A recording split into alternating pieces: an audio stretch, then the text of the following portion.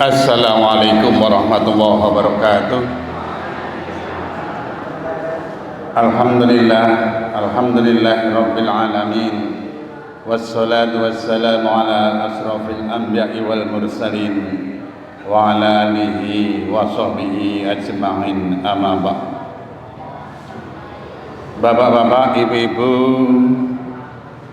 jamaah pengajian Sabtu pagi Masjid Muthahirin yang kami hormati, alhamdulillah pada kesempatan pagi hari ini kita diberi nikmat oleh Allah, nikmat sempat, nikmat iman, nikmat sehat, sehingga bisa menghadiri acara pengajian rutin di Masjid Muthahirin ini. Bapak-bapak, ibu-ibu yang kami hormati, karena waktu sudah menunjukkan jam 5:33, maka marilah pengajian Sabtu pagi ini kita buka bersama. Alhamdulillah, Ustadz yang pertama Bapak Ustadz Kusmanto sudah hadir. Untuk Ustadz yang kedua, Ustadz Rifan dalam perjalanan, insya Allah sebentar lagi sampai. Dan insya Allah pagi hari ini nanti, kalau Ustadz Rifan itu biasanya menyampaikan tentang materi waris, tapi untuk pagi hari ini berkaitan dengan sejarah Palestina dan berkaitan dengan penjajahan Israel. Insya Allah nanti kita dengarkan bersama pengajian yang akan disampaikan oleh dua ustadz ini. Untuk itu marilah pengajian pagi hari ini kita awali bersama dengan bacaan basmalah. Bismillahirrahmanirrahim. Untuk selanjutnya, sambil menunggu Ustadz Rifan, pengajian rutin pembacaan HPT yang akan disampaikan oleh Ustadz Kusmanto. Waktu dan tempat kami haturkan.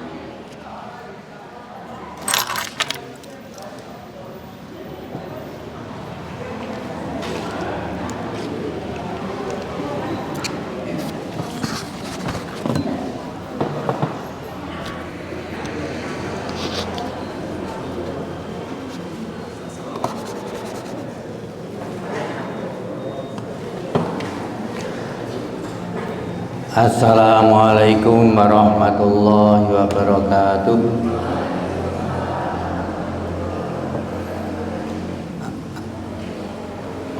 Alhamdulillahi rabbil alamin. Assalatu wassalamu ala asrafil anbiya wal mursalin nabiyina Muhammadin wa ala alihi wa ashabihi ajma'in, amma ba'd. Bapak Ibu jamaah rahimakumullah, kita masih berbicara berkaitan dengan sholat. Kita pagi hari ini akan bacakan hukum sholat berjamaah bagi seorang muslim. Alhamdulillah Ustadz kita sudah hadir, jadi nanti kita akan sampaikan seperlunya.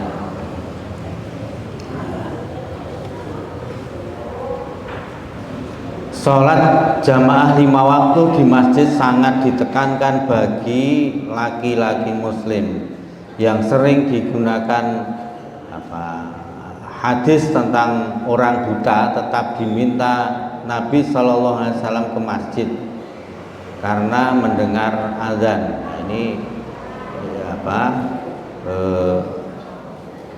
terdapat di buku tanya jawab agama ya. Coba kita lihat hadisnya. Bismillahirrahmanirrahim. An Abi Hurairah taqala atan Nabiyya sallallahu alaihi wasallam rajulun a'ma faqala ya Rasulullah innahu laisa li qaidun yaquduni ilal masjidi.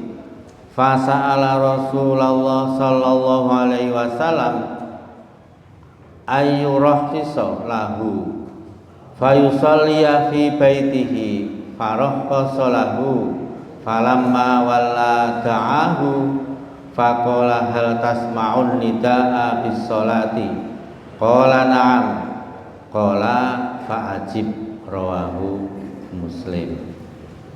Dari Abu Hurairah radhiyallahu anhu diriwayatkan ia berkata, seorang buta tunanetra pernah menemui Nabi Shallallahu Alaihi Wasallam dan berujar, wahai Rasulullah, saya tidak memiliki seseorang yang akan menuntunku ke masjid. Lalu ia meminta keringanan kepada Rasulullah Shallallahu Alaihi Wasallam untuk sholat di rumah.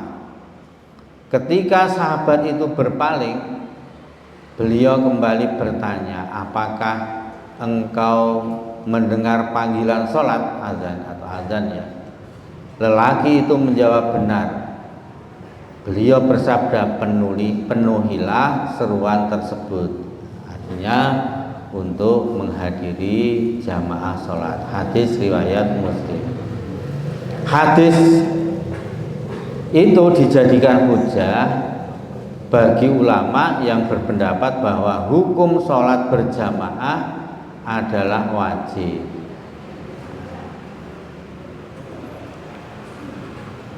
Selain hadis, pendapat juga berpegangan pada ayat Al-Quran, a'udzubillahi minasyaitonirrajim, wa aqimus sholata wa atuz zakah warka'u ma'ar raki'in, dan dirikanlah sholat, tunaikanlah zakat, dan rukulah beserta orang-orang yang ruku. Al-Quran surah Al-Baqarah 43.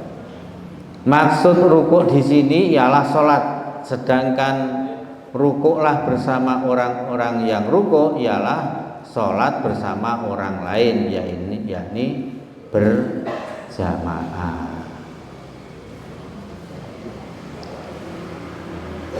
Ayat lain yang juga dijadikan hujah pendapat ini yaitu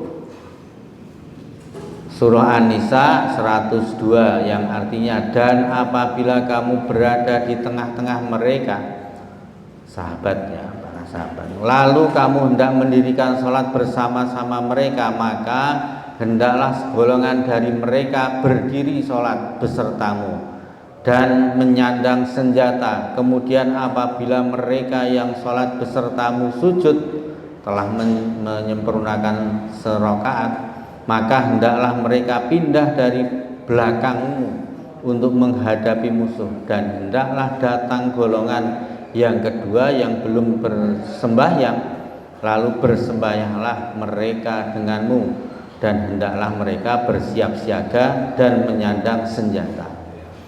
Ini dalil walaupun dalam keadaan perang itu sholatnya tetap berjamaah. Ini yang tidak kita harapkan. Artinya keadaan yang seperti ini nanti oleh Ustadz Ridwan mungkin di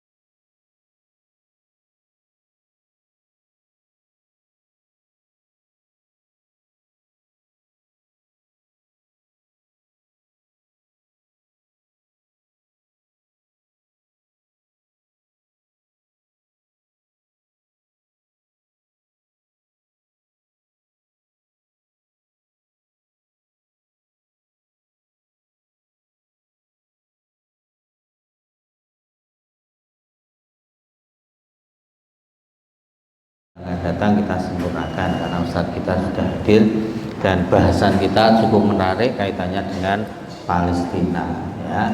Semoga yang sedikit bermanfaat. Yang ngapunten, assalamualaikum warahmatullahi wabarakatuh.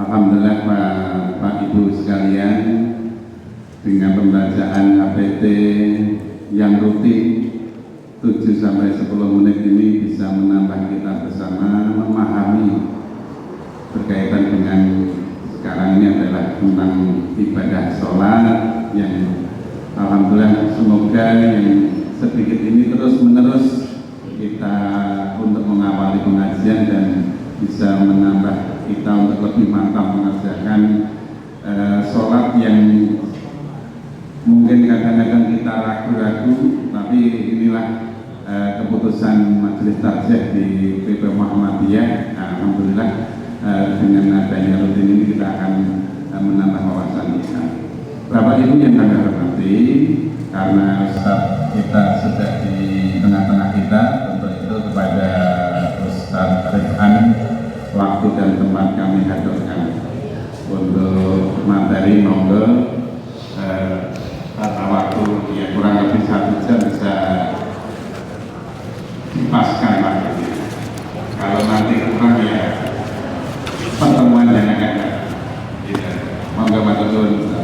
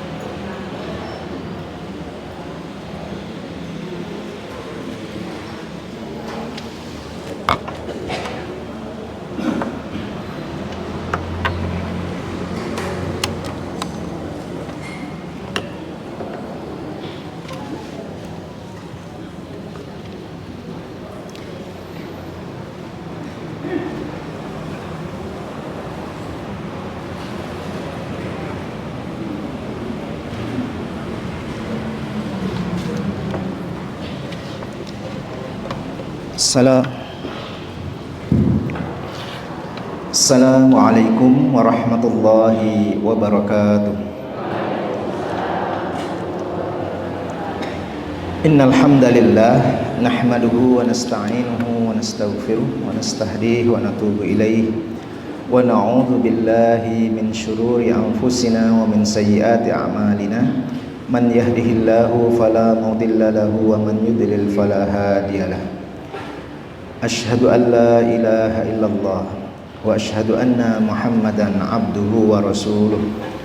Allahumma salli ala Muhammad wa ala alihi wa ashabihi wa man tabi'al huda bi ihsanin ila yaumiddin. Ya ayyuhalladzina amanu taqullaha haqqa tuqatih wa la tamutunna illa wa antum muslimun. يا أيها الناس اتقوا ربكم الذي خلقكم من نفس واحدة وخلق منها زوجها وبث منهما رجالا كثيرا ونساء واتقوا الله الذي تساءلون به والأرحام إن الله كان عليكم رقيبا. يا أيها الذين آمنوا اتقوا الله وقولوا قولا سديدا يصلح لكم أعمالكم ويغفر لكم ذنوبكم ومن يطع الله ورسوله فقد فاز فوزا عظيما وبعد فإن أصدق الحديث كتاب الله وخير الهدى هدى محمد صلى الله عليه وسلم. Jemaah sekalian yang semoga dirahmati Allah, sebelum kita berbicara tentang Palestina dan Israel, saya ingin sampaikan beberapa alasan kenapa penting kita untuk membicarakan Palestina. Dan kenapa, yang kedua, kenapa kita harus memahami beda Yahudi sama Israel. Maka rujukan utama yang akan saya sampaikan ke jenengan semua adalah ayat-ayat Al-Quran. Pertama, kita pahami dulu ya. Ini kalau kita mengingat peristiwa Isra Mi'raj, itu kan disebutkan ada terselip faidah pelajaran di dalam surat Al-Isra ayat 1 itu. Subhanalladzi asra bi'abdihi lailan minal masjidil harami ilal masjidil aqsa alladzi barakna haulahu linuriyahu min ayatina innahu huwas samiul basir. Maha suci Allah yang telah memperjalankan hambanya pada suatu malam dari Masjidil Haram, ini yang berada di Hijaz, di kota Mekah, ke Masjidil Aqsa. Masjidil Aqsa ini ada di Palestina, di Syam. Dulu Jazirah Arab ini di masa Rasulullah SAW, Bapak Ibu membayangkan ya, Jazirah Arab. Sisi, kalau kita dari melihat peta, sisi kiri itu adalah benua Afrika. Jazirah Arab ini dihitung Asia. Permukaan jazirah itu terbagi menjadi 3 setidaknya. Dari sisi tepi laut, wilayah paling selatan disebut dengan negeri Yaman. Yang di tengah itu Hijaz. Yang di utara itu namanya Syam. Syam saat ini kalau digambarkan masa lalu Syam, tetapi yang saat ini itu gambarannya adalah negeri Palestina, Syria, Lebanon, dan Yordania. 4 negara itu semua wilayahnya dulu termasuk disebut Syam. Kalau yang menguasai sekarang itu penjajah Yahudi Zionis. Kenapa disebut dengan Zionis? Mereka itu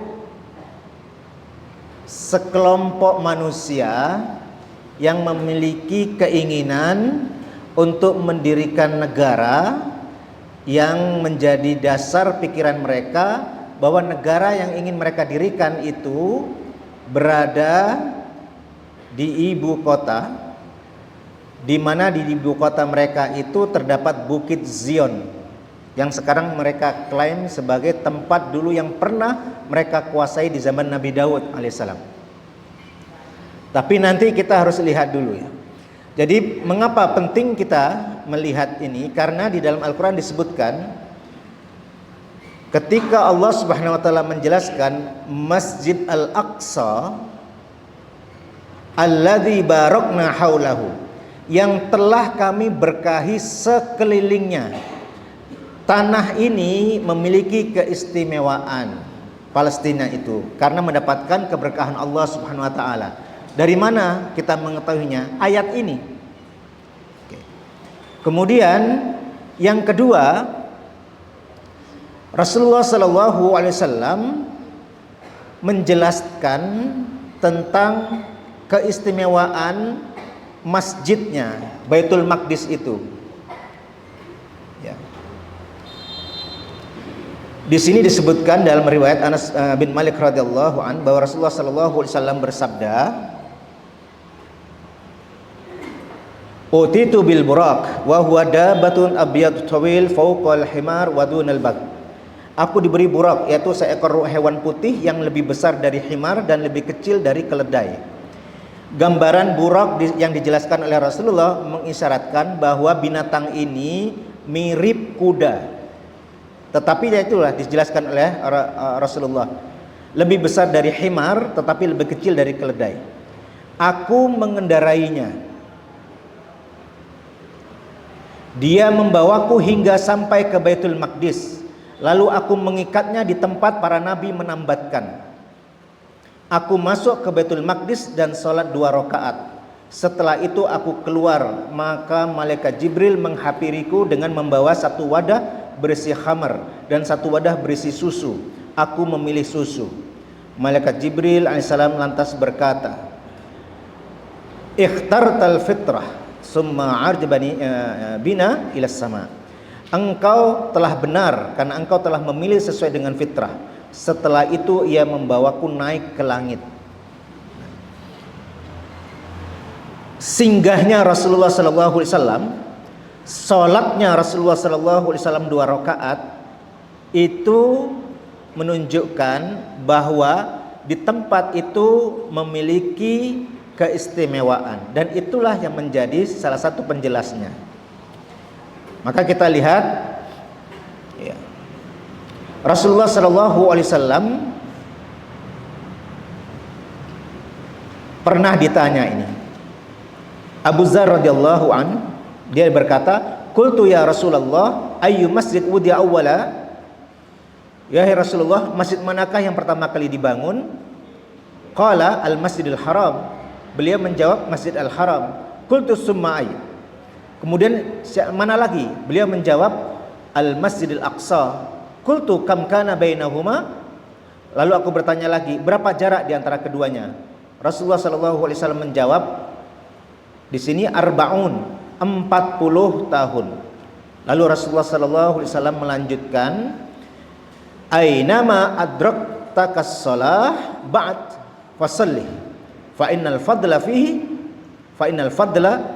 wa fi riwayatin ainam adraktaka as-shalah fasalli fa huwa masjid."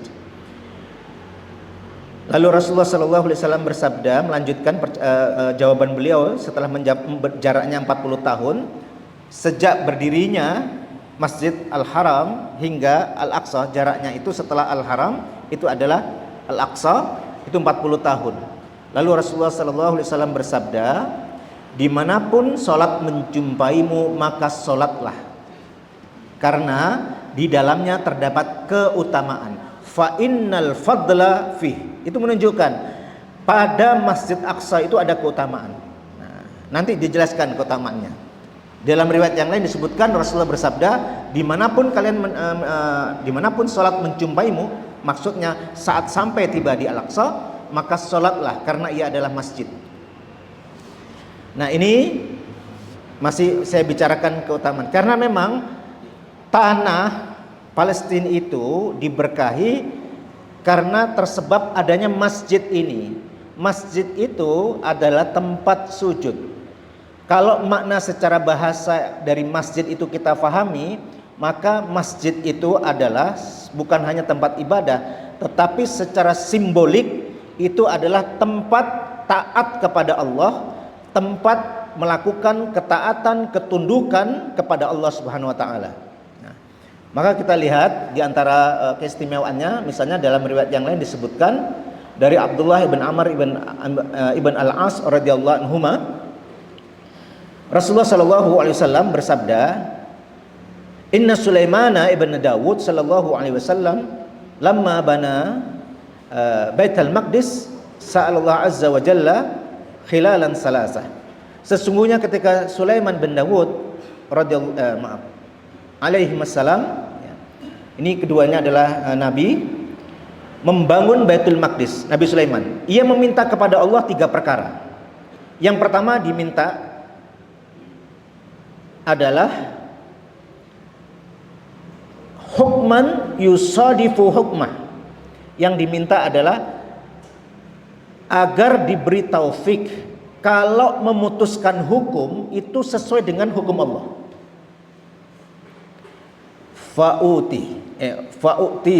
Fa'utiyah dikabulkan oleh Allah. Jadi saat membangun Baitul Maqdis sebagai masjid, Nabi Sulaiman alaihissalam berdoa meminta kepada Allah 3 perkara.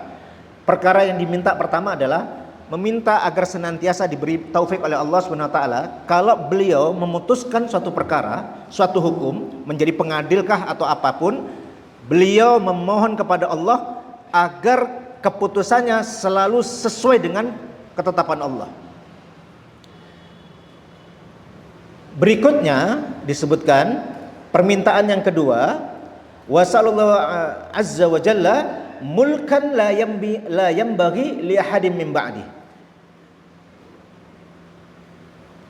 Lalu Nabi Sulaiman meminta kepada Allah agar supaya dianugerahi, diberi kerajaan yang tidak akan lagi diberikan kepada orang setelahnya. Fa'utiyah, dikabulkan oleh Allah. Nah, tetapi yang ketiga, nah ini, hina faragha min bina'il masjid. Nah, ketika selesai pembangunan itu, yang ketiga diminta oleh Nabi Sulaiman. Apa yang diminta? Alla ya'tiyahu ahad la yanhazil illa as-salah fi ay yukhrijahu min khati'atihi ka yaumi waladatu ummu. Memohon kepada Allah Subhanahu wa taala, tidaklah seseorang yang mendatangi masjid yang beliau bangun itu, maksudnya Baitul Maqdis, itu yang beliau jadikan masjid, tidaklah seseorang yang mendatangi masjid itu yang tujuannya adalah untuk sholat, maka orang itu akan diampuni dosanya oleh Allah seperti saat dia dilahirkan oleh ibunya. Jadi bersihnya dia itu datang niatnya semata-mata untuk sholat kepada Allah, untuk beribadah kepada Allah.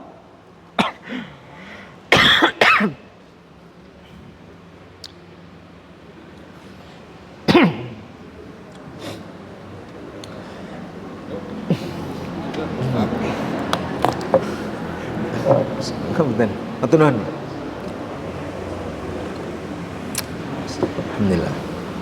Bapak Ibu, saya melihat sebuah video karena saya menyukai tafsir Sya'rawi. Tafsir Sya'rawi itu penulisnya adalah Syekh Mutawalli Sya'rawi, seorang ulama dari Mesir. Bahasanya itu begitu mudah dan bagus sekali. Dan salah satu yang saya ikuti videonya itu, beliau suatu ketika membahas tentang saat minum begini. Beliau membahas begini, maukah kita menolong diri kita agar kita ini lebih kuat menghadapi gangguan dalam diri kita, gangguan maksiat yang berada dari dorongan dalam diri kita. Agar kita lebih kuat itu, beliau mengingatkan sebuah sunnah Rasulullah SAW. Kalau minum itu begini, bukan berarti saya mau minum ini. Bismillah, alhamdulillah, bismillah,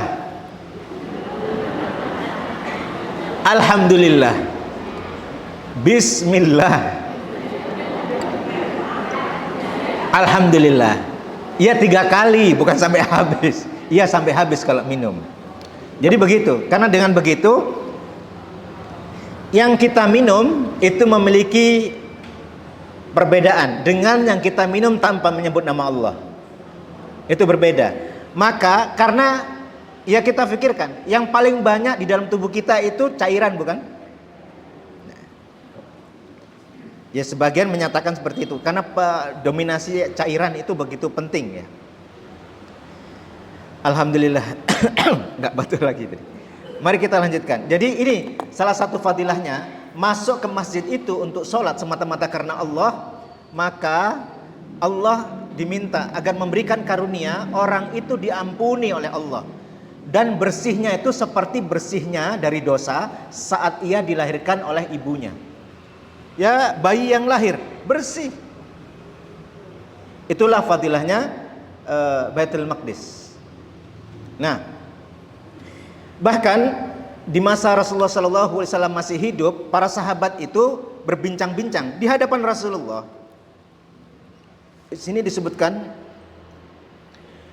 tadzakarna wa nahnu 'inda Rasulillah sallallahu alaihi wasallam. Kami saling bertukar pikiran tentang mana yang lebih utama. Disebutkan di sini, ayyuhum afdal, masjid Rasulullah sallallahu alaihi wasallam am Baitul Maqdis.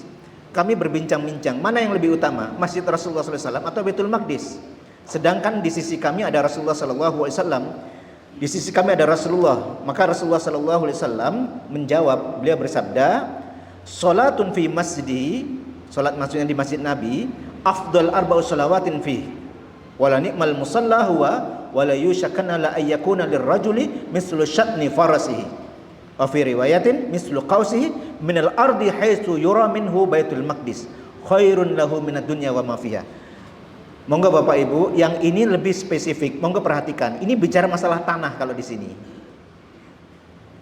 Ketika mereka berbincang-bincang, mana yang lebih utama, Masjid Rasulullah atau Baitul Maqdis? Rasulullah menjawab, Rasul menjawab, masjidku, dan Rasulullah menjelaskan, sholat di masjidku ini, masjid Nabi maksudnya, lebih utama 4 sholat padanya. Jadi kalau kita sholat di masjid Nabi, itu setara dengan 4 kali sholat di masjid di Baitul Maqdis. Ya.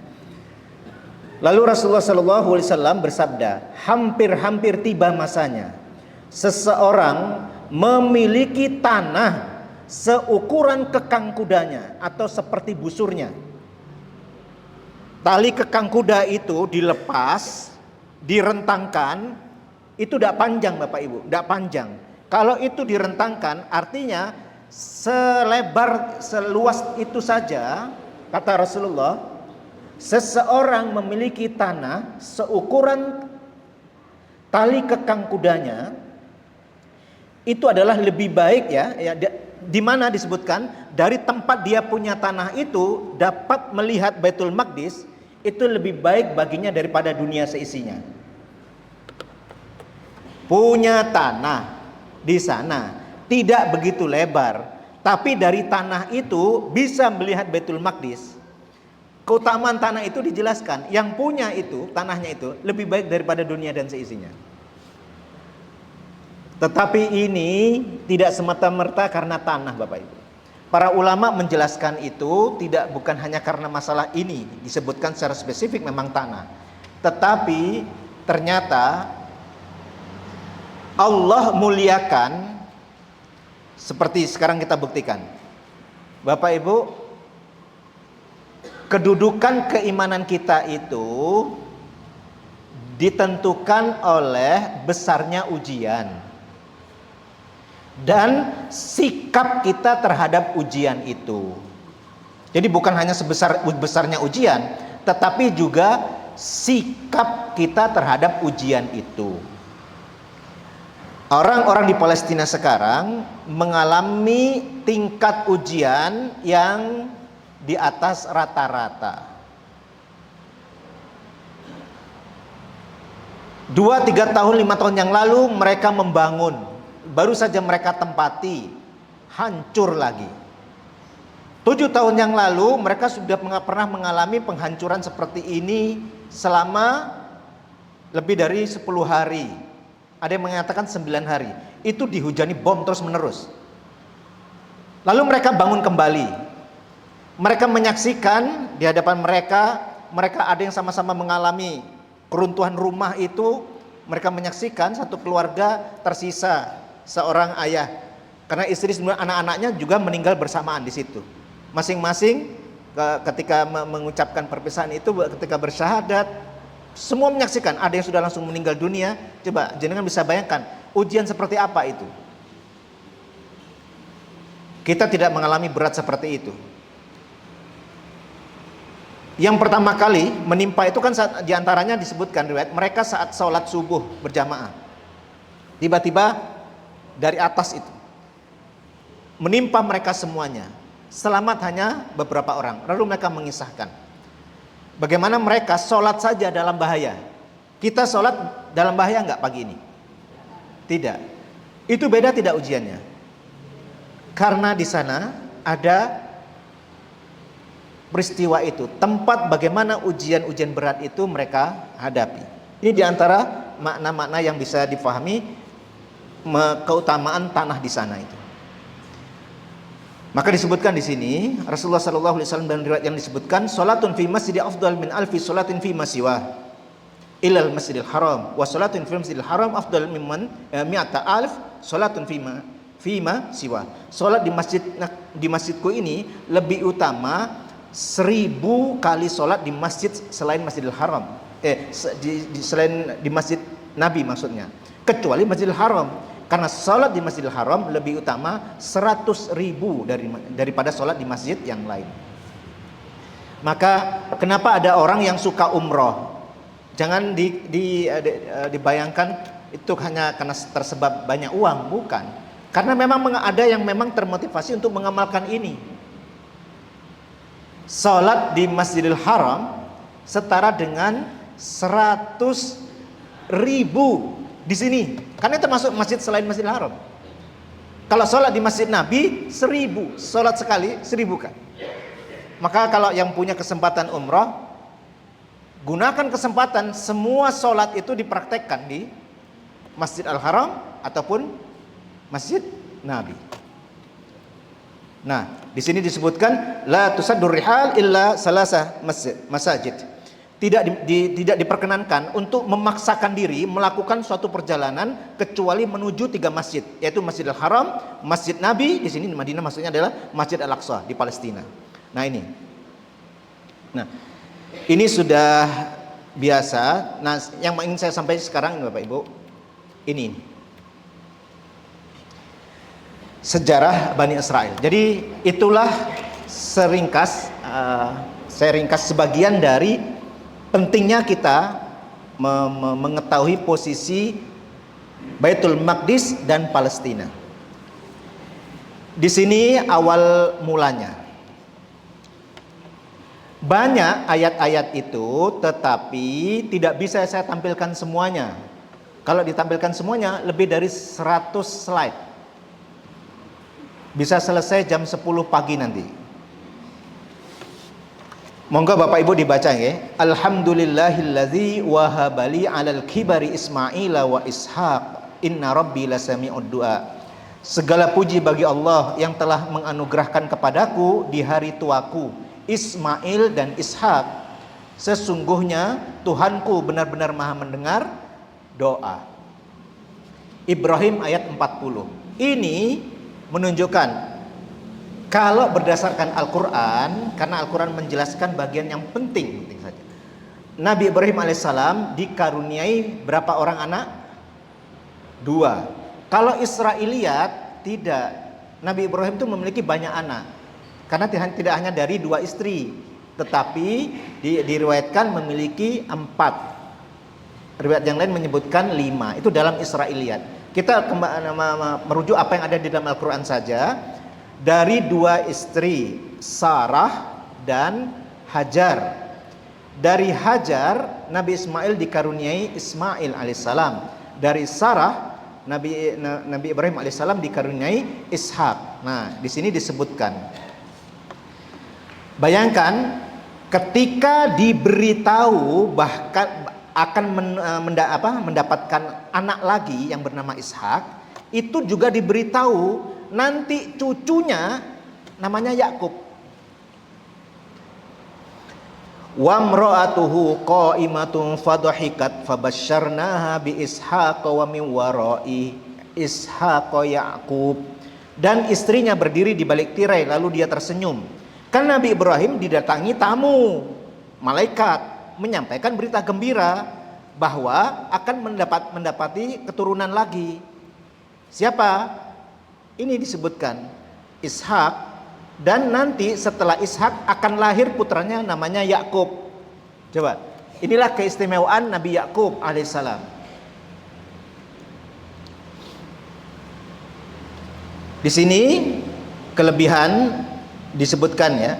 Wadhkur ibadana Ibrahim wa Ishaq wa Yaqub ulil aidi wal absar inna ahlasnahum bi khalisatin dzikrad dar wa innahum indana laminal mustafainil akhyar.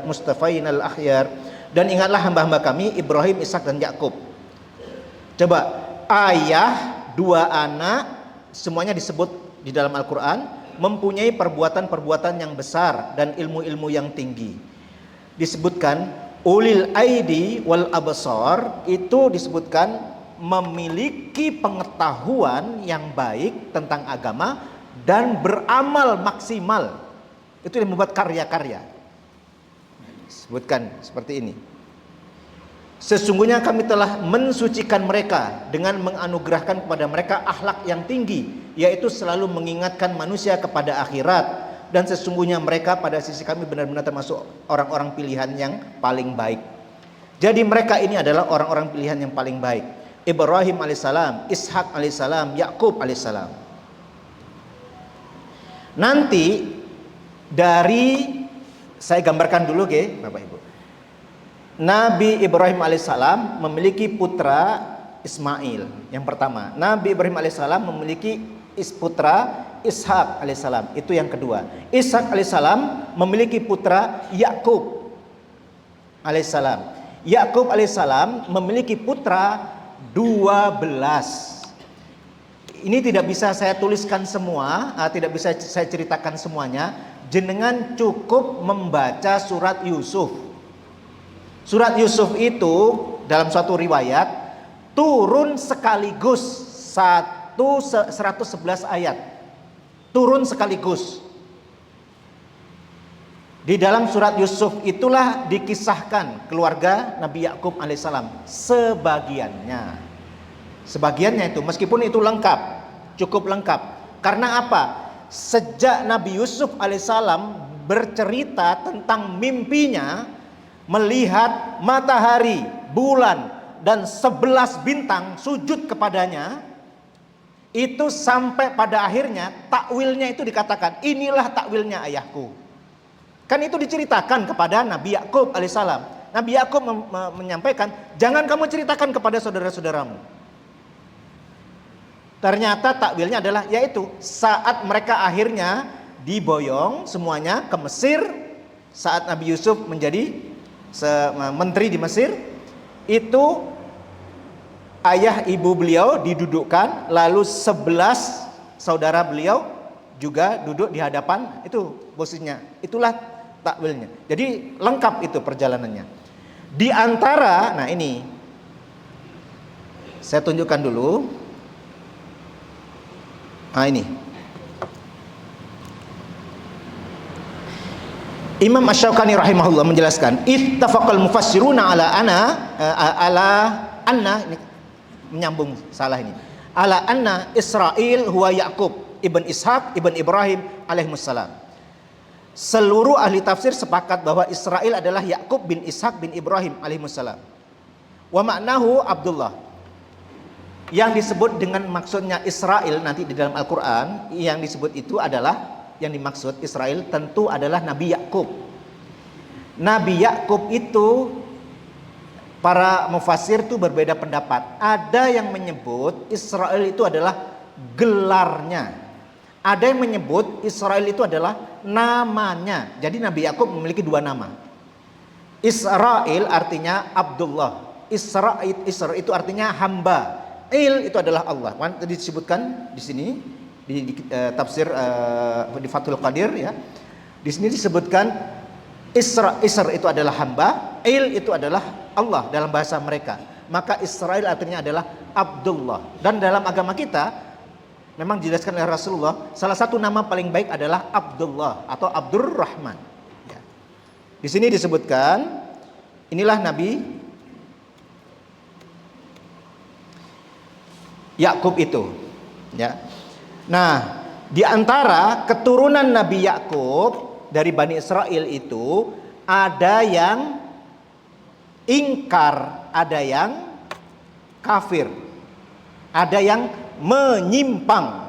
Maka disebutkan di sini yang beriman, maka itulah yang paling berhak, ya.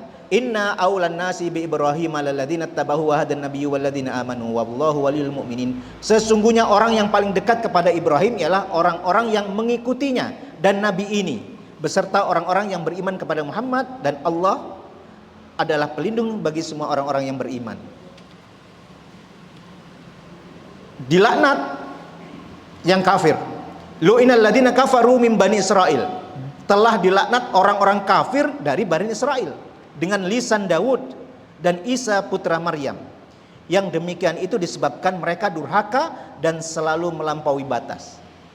Maka jenengan akan ingat, dari isyarat ayat ini, penyimpangan itu telah terjadi sebelum Nabi Daud alaihissalam.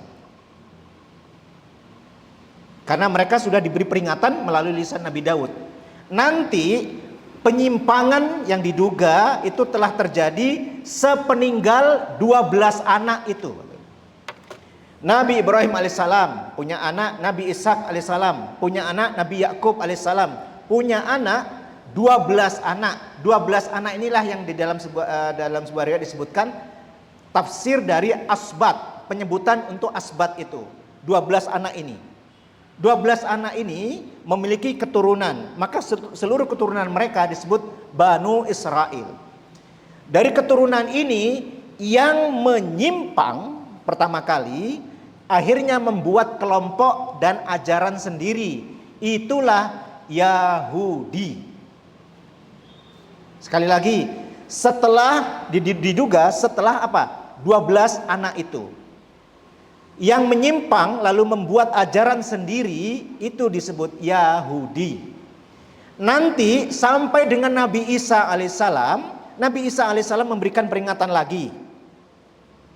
Nanti setelah Nabi Isa alaihissalam, yang menyimpang setelah Nabi Isa alaihissalam diangkat, yang menyimpang mereka tidak mau menyamakan diri mereka dengan orang Yahudi, tetapi mereka menyimpang lagi. Maka mereka disebut Nasrani. Maka nanti muncul klaim orang Yahudi dan klaim orang Nasrani kepada orang-orang ketika Nabi Muhammad SAW datang ke Madinah itu. Maka diingatkan, maka Ibrahimu Yahudiyau wala Nasra. Maka Allah SWT memerintahkan Rasulullah untuk membantah itu klaim mereka. Ibrahim itu bukan Yahudi, juga bukan pula walakin kana hanifam muslimau wa ma kana minal musyrikin. Ibrahim adalah orang yang lurus, muslim yang lurus, ya, dan dinyatakan tidaklah tergolong orang-orang musyrik. Artinya apa? Salah satu penyimpangan terbesar dalam agama Yahudi dan Nasrani adalah menyekutukan Allah, menyamakan Allah dengan makhluk. Itu yang dilakukan Yahudi, yang dilakukan oleh Nasrani. Itu puncak utama kesalahan mereka. Inilah yang untuk bisa mengingatkan kita urut-urutannya. Jadi yang beriman itu lebih berhak untuk mendapatkan, mereka menyandarkan diri mereka lebih dekat kepada Ibrahim alaihissalam sebagai keturunannya. Tapi yang kafir lagi ingkar, itulah yang menyimpang.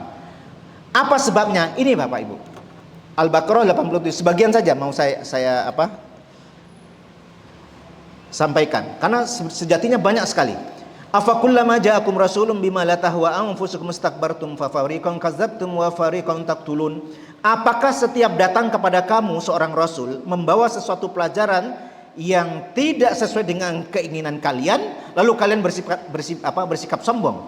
Kemudian beberapa orang di antara nabi itu kalian dustakan, bahkan beberapa nabi di antara kalian itu kalian bunuh.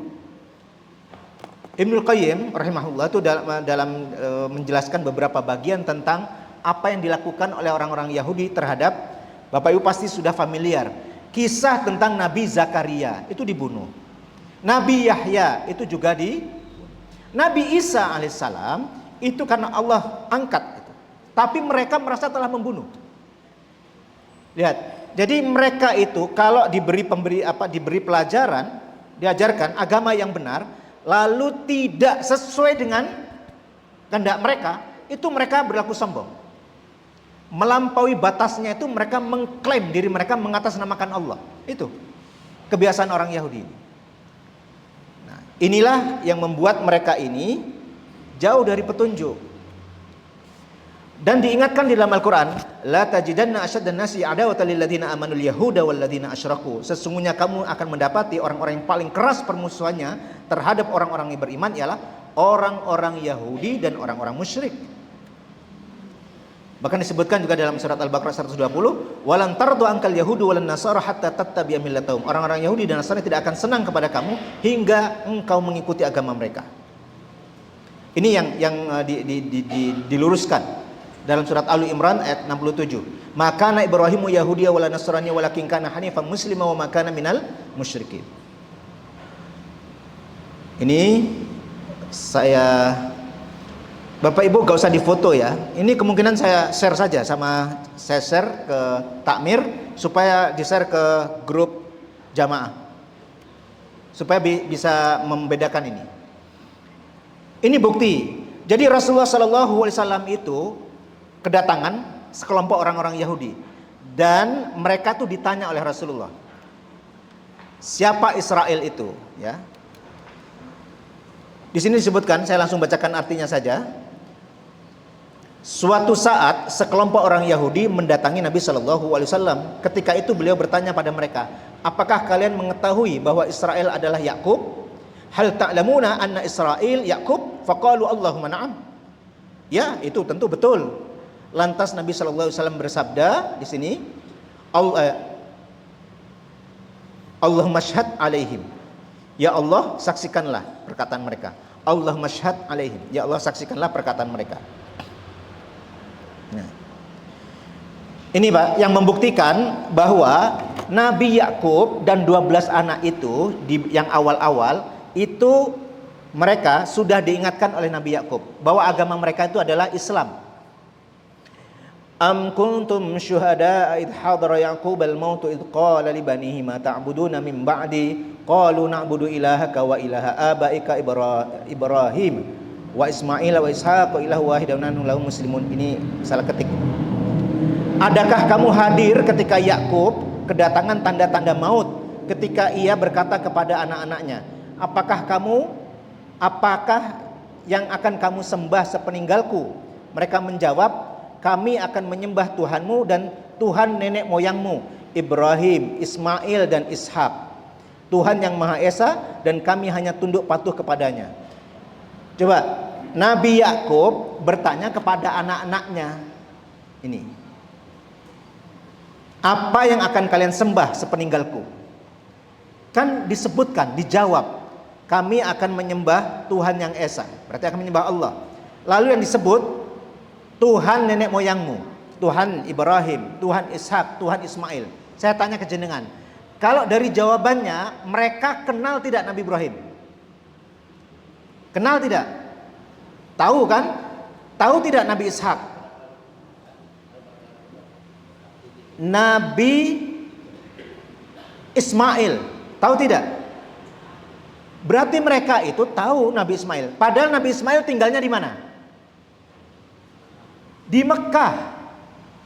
Artinya itu memang terbukti kalau kita melihat sirah Nabi, Bapak Ibu. Mereka, anak keturunan mereka itu ada komunikasi dengan anak keturunan Nabi Ismail. Tetap ada komunikasi. Karena apa? Mereka bersaudara.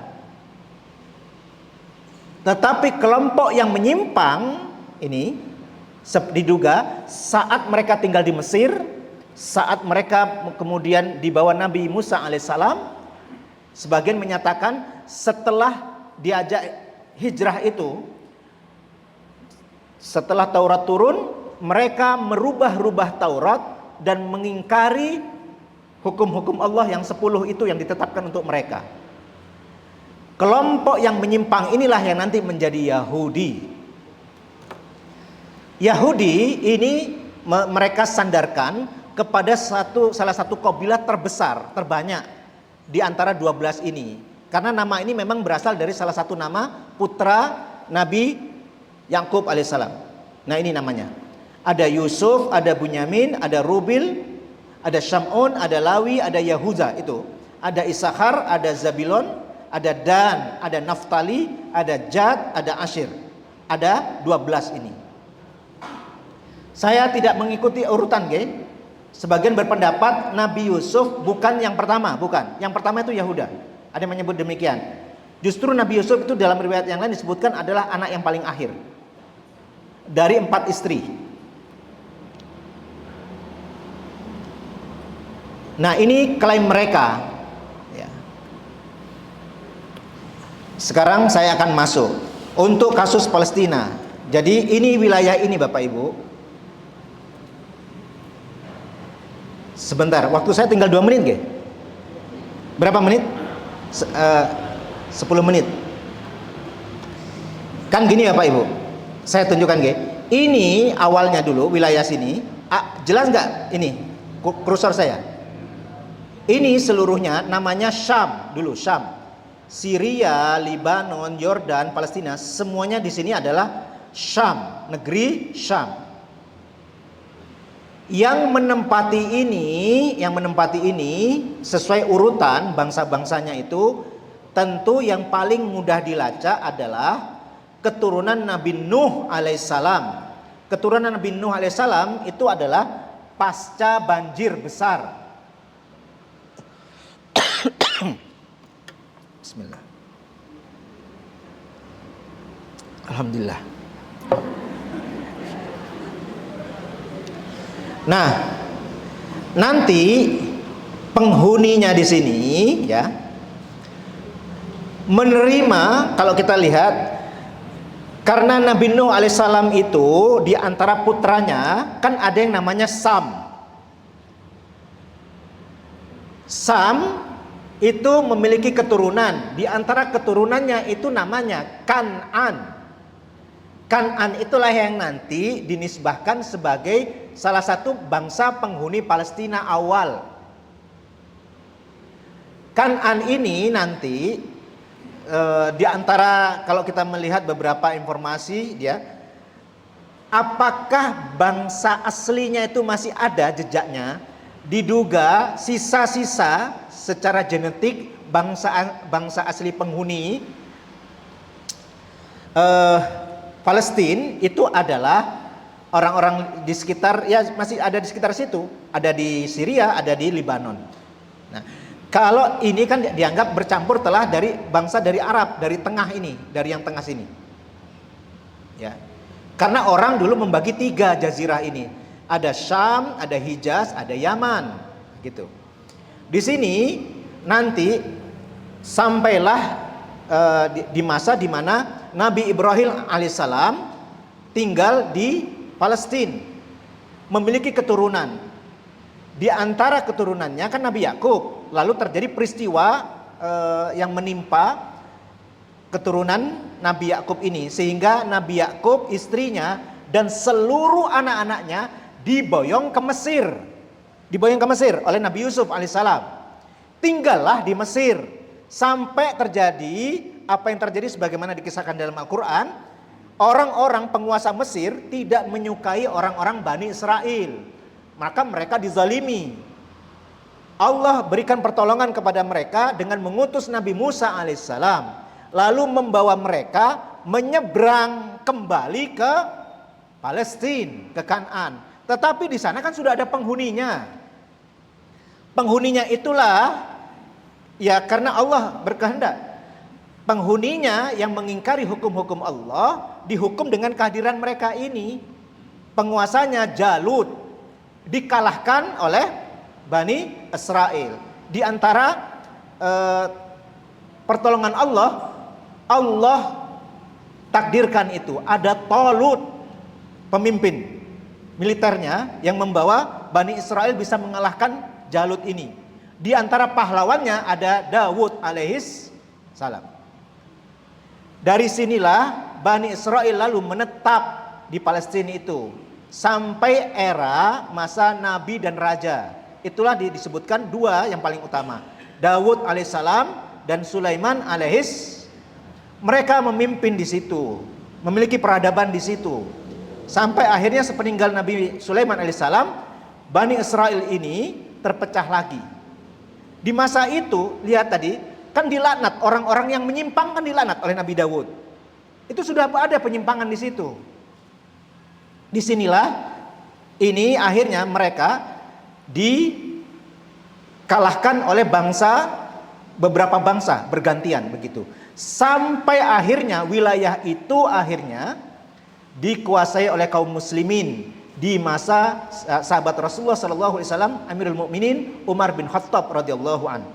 Sejak itu bergantian menguasai wilayah itu sampai Turki Utsmani.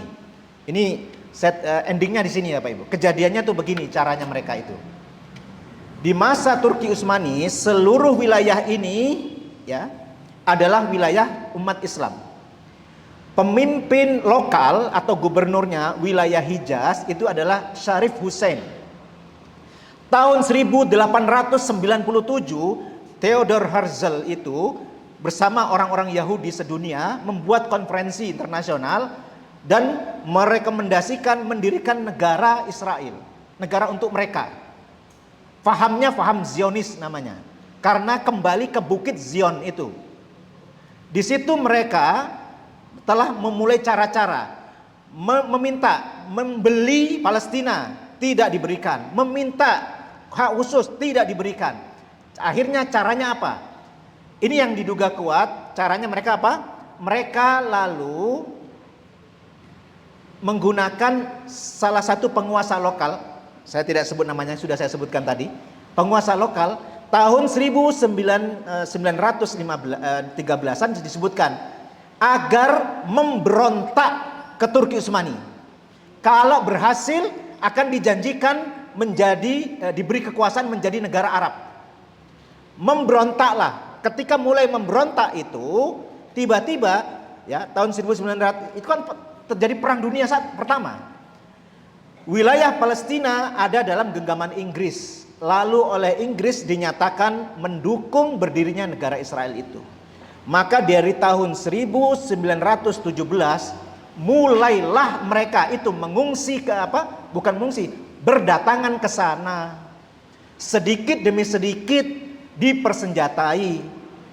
Mulai ini kan nanti berdirinya 1948. 5 tahunan sebelum itu saya ini dulu menghafal detail Bapak Ibu, karena saya dulu mempertahankan skripsi saya tentang hukum bom bunuh diri di Palestina. Bukan bom bunuh diri, jadi hukum bom manusia, istishhadiyah. Nah itu terjadi benar. Maka sebelum sampai ke situ, saya harus mengerti kehidupan day to day di Palestina itu. Sumbernya dari berbagai sumber. Saat itu skripsi saya hampir 300 halaman. Skripsi itu hampir 300 halaman. Kata pengujinya, ya jangan sebegini, ini terlalu banyak namanya kan. Suruh potong. Nah, karena mau saya cerita itu. Jadi ketika mereka sudah lewat 1920, mereka itu sudah dipersenjatai dan mulai mengusir. Itu pembantaian terjadi di malam hari, kadang terjadi di pagi hari, kadang terjadi di siang hari, kadang terjadi di sore hari. Pembantaian demi pembantaian. Jadi tiba-tiba kalau disuruh berdamai sama mereka, bagaimana pembantaian itu? Begitu. Dan pembantaiannya keji, Bu. Makanya kita menyaksikan banyak orang Palestina di luar negeri juga, di Amerika, di Eropa juga banyak orang Palestina, dan mereka berhadapan. Mereka paham benar posisi Inggris itu. Nah, inilah gambarannya yang terjadi kepada mereka ini. Sekarang ya Allah sedikit sekali, itu sedikit sekali. Maka kalau membayangkan yang terjadi di Palestina, ingatlah ini, peristiwa ini. Yang awalnya milik apa yang terjadi? Satu, hampir beberapa tragedi yang kita alami kaum muslimin itu dimulai dari pengkhianatan. Dan pengkhianatan sesama saudara muslim itu karena dengki, hasad. musibah yang dialami oleh kita selalu diawali dengan pengkhianatan sesama saudara muslim. Dan pengkhianatan itu pasti didasari biasanya hasad, dengki. Ini saya tekankan, karena beberapa peristiwa terjadi seperti itu. Jenengan pasti pernah mendengar Baghdad. Baghdad itu kotanya, nanti ada kesempatan saya ceritakan, sangat indah dan sangat kuat. Tembus, kenapa bisa tembus? Karena pengkhianat juga. Di Andalusia itu sangat kuat kita, 800 tahun memimpin. Kenapa akhirnya tembus? Karena pengkhianat juga. Palestina ini lepas juga karena pengkhianat juga. Maka ini menjadi pelajaran bagi kita untuk belajar kembali menata hati kita, bahwa mencintai sesama saudara seiman itu benar-benar yang tulus karena keimanan, bukan karena hal yang lain. Semoga ini menjadi pelajaran bagi kita semua. Saya cukupkan karena sudah lewat 10 menit tadi. Tidak bisa detail, saya ingin sekali detail tapi waktu tidak cukup. Semoga di waktu yang akan datang bisa kita lanjutkan. Aku qouli hadza, astaghfirullah li wa lakum, wallahu a'lamu bissawab. Assalamualaikum warahmatullahi wabarakatuh. Terima kasih kepada Ustaz Isman yang telah menyampaikan sedikit dengan singkatnya berkaitan dengan Palestina dan Israel. Semoga nanti pertemuan yang akan datang bisa bersambung lagi dengan sejarah yang lain atau meneruskan kaitan dengan Palestina dan Israel. Bapak Ibu yang kami hormati, karena pimpinan Ustaz Muhammadiyah itu sudah mengajukan kepada semua masjid dan amal usaha Muhammadiyah untuk menyumbang ke Palestina, maka pada kesempatan ini kami membuka kepada jamaah sekalian untuk nanti yang luang yang berlebih untuk bisa berinfak bersedekah untuk Palestina nanti lewat Lazis. Untuk itu karena pengajian ini, Oh boleh. Nanti saya bagi ke. Oh, sudah saya tutup nanti apa? Enggak, beliau. Enggak, saya bagi lewat WA. Untuk itu marilah pengajian ini kita akhiri bersama dengan bacaan hamdalah. Alhamdulillahirabbil alamin. Terima kasih. Assalamualaikum warahmatullahi wabarakatuh.